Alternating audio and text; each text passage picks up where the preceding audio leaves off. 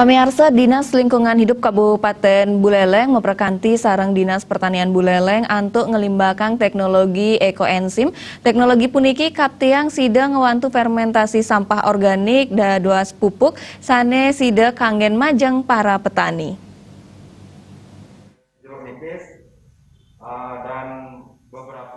Tios nganggen sampah organik ke dadosang kompos mekudang-kudang pengelola TPS ring Kabupaten Buleleng, kaician pelatihan untuk mengkarya ekoenzim.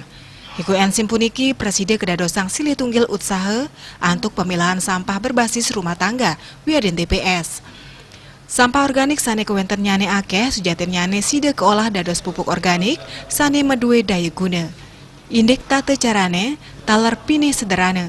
Sampah organik kecampur sarang molases miwah toyo, raris jantosang antuk mekata galah. Ekoenzim medue tetujuan mangde krame side melajain angge antuk melaksana yang pemilahan sampah organik anorganik, sejroning nes akeh nyane lu saning ranjing ring TPS wiadin TPA. Volume sampah organik kekanten nyane akeh, inggih punike ngantos 60% saking total volume sampah rumah tangga. Nanti kita ini bisa menyelamatkan bumi, kan gitu ya.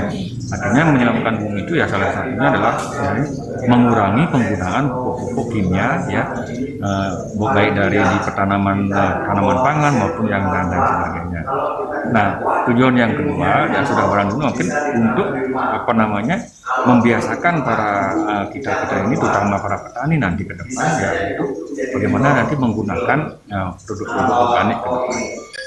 Pemahaman dan juga pendampingan harapannya nanti seluruh di staf pertanian maupun di bidang pertanian nanti bisa menerapkan ekoenzim ini untuk kebutuhan dalam hal misalkan pupuk organiknya dan juga untuk kepentingan yang lain.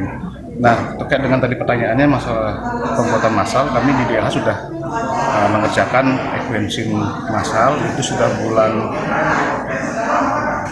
Mei kami sudah membuat dan nanti kita akan launching pada bulan November saat tanggal kalau nggak salah 15 September. Punika talar indik pengerencana ekoenzim pacang ke produksi massal, raris kaician majeng pare petani ring Buleleng.